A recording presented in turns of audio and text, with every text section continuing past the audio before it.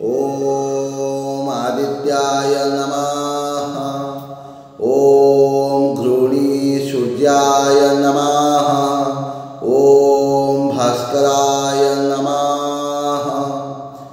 आज आमे जानिबा जे सांब दशमी कहीं पालन करा जाए। यही सांब दशमी पूजार महत्व कौन रही आउ एही पूजा को आमे किभली भाव में पालन करवा दरकार। 12 मास 13 पर्व चित शोधि पाई। चित शुद्धि हेले ब्रह्म प्राप्त होई। 12 मासे 13 पर्व चित शोधि पाई। चित शुद्धि हेले ब्रह्म प्राप्त होई। पौष मास शुक्ल पक्ष दशमी दिन घरे घरे पूरे पूरे अति आनंद सहकारे यही सांब दशमी पूजा को पालन करा जाए। मु आपण मानकु प्रथम कहली हिंदू सनातन धर्मर परंपरा अनुसार 12 मासरे 13 पर्व कहीं 24 पर्व को पालन करा जाए। यार मुख्य उद्देश्य है प्रत्येक मानस पटरे आध्यात्मिक बीज को बपन करवा। मन मध्य आध्यात्मिक बीज को रोपण करवा।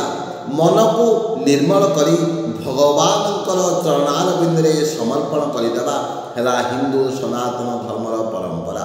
तेणु प्रत्येक लोक 12 मासरे 13 पर्व कहीं 26 पर्व पालन करती। से जो सांब दशमी पूजा अन्यतम।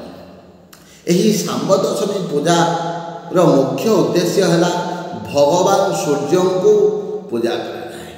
कहीं आमे समस्ते जानिचे सूर्य हेले सकल शक्तिर आधार। प्रत्येक लोक जेते बेले सकाळे स्नान सारुचंती। स्नान सरिबा परे सूर्य को द्वादश नाम आमे जदि प्रतिदिन सूर्य को जल प्रदान करिबा ताहले आमर कौन हम समस्त प्रकार अरिष्ट खंडन हम। रिद्धि सिद्धि प्राप्ति हम। आम जीवन में आसवाक समस्त प्रकार विपत्ति टली। तेणु यही सांब दशमी दिन भगवान सूर्य को पूजा कराए। पौराणिक मत अनुसार शास्त्रर मत अनुसार यही पूजा को जो पालन करा जाए यार किसी मुख्य उद्देश्य रही किसी मुख्य लक्ष्य रही। ताहले चलतु आम जाना प्रकृत में यही पूजार मुख्य उद्देश्य कहीं पूजा को पालन करा जाए। भगवान श्रीकृष्णकर पुत्र सांब कुष्ठ रोग अनेक दिन पीड़ित थे। से दुस्साध्य रोग पीड़ित रक्षा पाइबा भगवान श्रीकृष्ण निर्देश क्रमे सांब कौन करते ना सूर्य नारायण को पूजा करते एवं से दुस्साध्य रोग निजको रक्षा करते।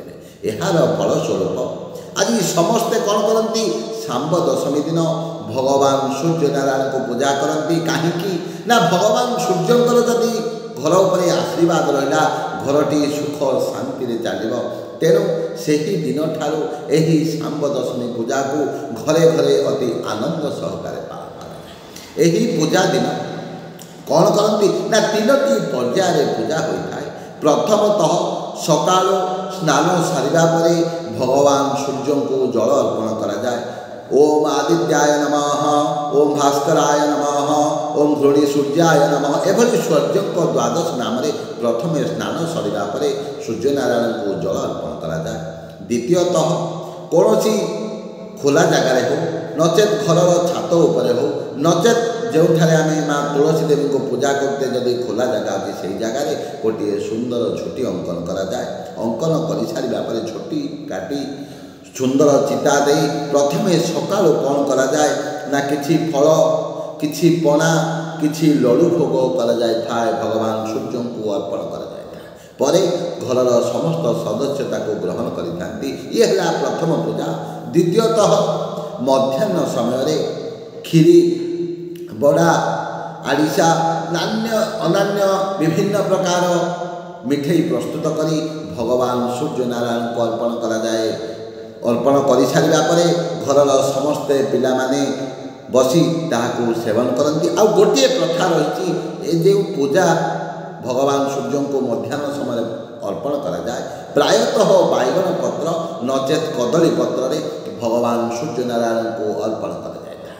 ଏହା ହେଲା ମଧ୍ୟାହ୍ନ ପୂଜା।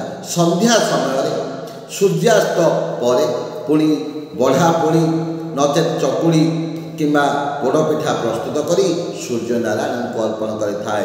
ଏହା ହେଲା ଶାମ୍ବ ଦଶମୀ ପୂଜାର ବିଧି। ତେଣୁ ଆସନ୍ତୁ ସମସ୍ତେ ଘରେ ଘରେ ପୁରେ ପୁରେ ଅତି ଆନନ୍ଦ ସହକାରେ ଏହି ଶାମ୍ବ ଦଶମୀ ପୂଜାକୁ ପାଳନ କରିବା ଏବଂ ଭଗବାନ ସୂର୍ଯ୍ୟନାରାୟଣଙ୍କର ଆଶୀର୍ବାଦ ପାଇବା। ଆଉ ଗୋଟିଏ କଥା ସମସ୍ତେ ମନେ ରଖନ୍ତୁ, ଏହି ଶାମ୍ବ ଦଶମୀ ଦିନ ସକାଳେ ଶୁଭ ମୁହୂର୍ତ୍ତରେ ବ୍ରହ୍ମ ମୁହୂର୍ତ୍ତରେ ଶଯ୍ୟା ତ୍ୟାଗ କରି ସ୍ନାନ ସରିବା ପରେ କିଛି ସିନ୍ଦୁର ମିଶ୍ରିତ ଜଳ ସୂର୍ଯ୍ୟନାରାୟଣଙ୍କୁ ଅର୍ପଣ କରନ୍ତୁ। ଏହାଦ୍ୱାରା କ'ଣ ହେବ, ଆପଣଙ୍କର ଜୀବନରେ ଆସିବାକୁ ଥିବା ସମସ୍ତ ପ୍ରକାର ବିପତ୍ତି ନିଶ୍ଚିତ ଭାବରେ ଖଣ୍ଡନ ହେବ। ଏହାକୁ କରନ୍ତୁ ଏବଂ ଏହାଦ୍ୱାରା ଆପଣ ରିଦ୍ଧି ସିଦ୍ଧି ମଧ୍ୟ ପ୍ରାପ୍ତ ହେବେ। ଓମ୍ ଘୃଣୀ ସୂର୍ଯ୍ୟାୟ ନମଃ।